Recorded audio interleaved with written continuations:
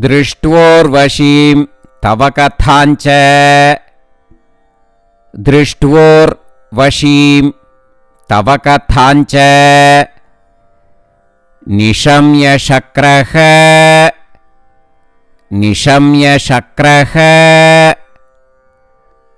पर्याकुलो जनिभवन्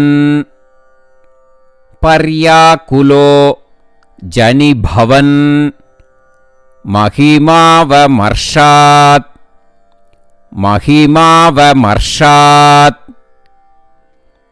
एवं प्रशान्तरमणीय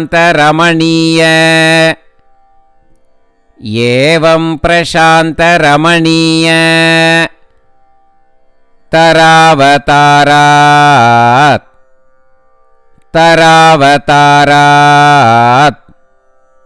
त्वत्तोऽधिको वरद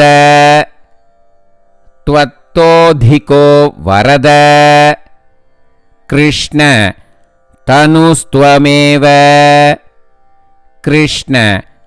तनुस्त्वमेव Now again let us repeat. दृष्ट्वोर्वशीं तव कथाञ्च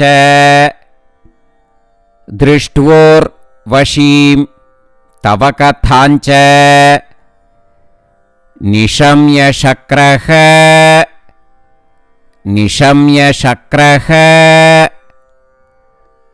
पर्याकुलो जनिभवन्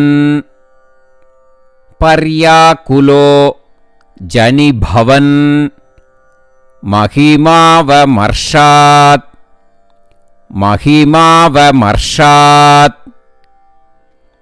एवं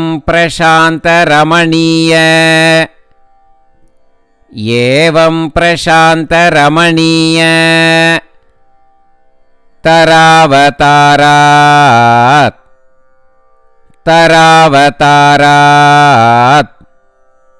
त्वत्तोऽधिको वरद कृष्ण तनुस्त्वमेव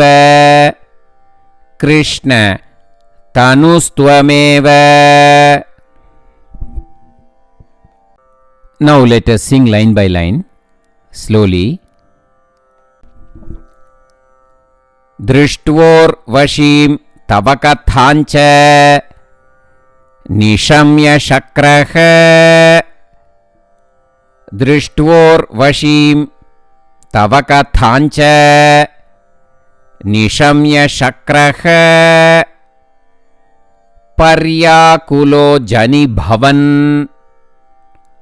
महिमावमर्षात्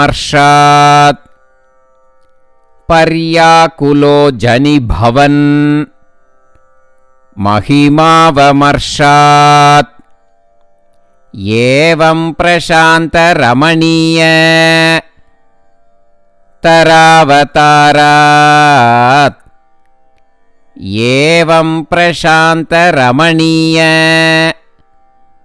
तरावतारात् त्वत्तोऽधिको वरद Krishna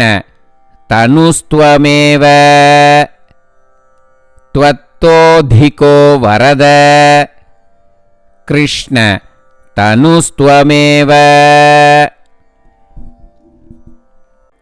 Now again let us repeat line by line slowly. दृष्ट्वोर्वशीं तव कथाञ्च निशम्य शक्रः दृष्ट्वोर्वशीं तव कथाञ्च निशम्य शक्रः पर्याकुलो जनिभवन् महिमावमर्षात्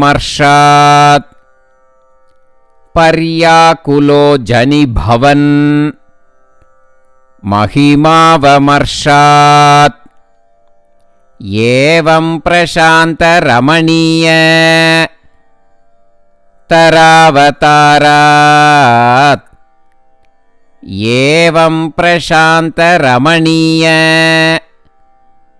तरावतारात् त्वत्तोऽधिको वरद कृष्ण तनुस्त्वमेव त्वत्तोऽधिको वरद Krishna तनुस्त्वमेव. Now let us sing the full sloka slowly.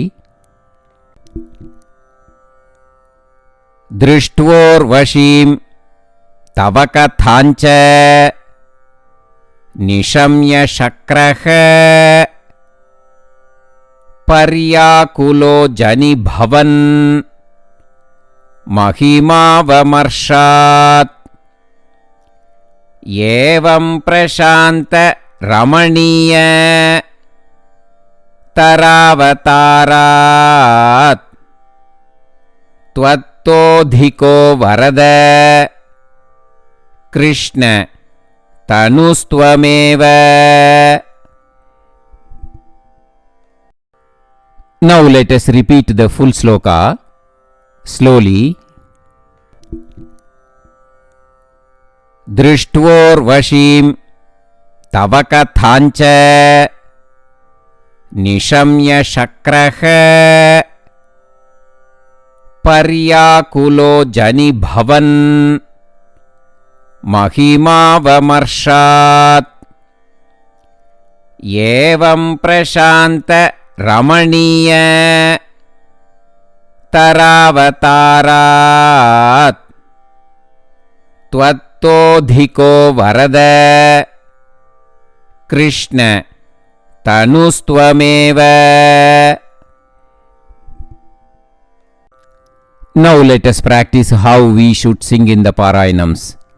This version will be little bit faster, okay?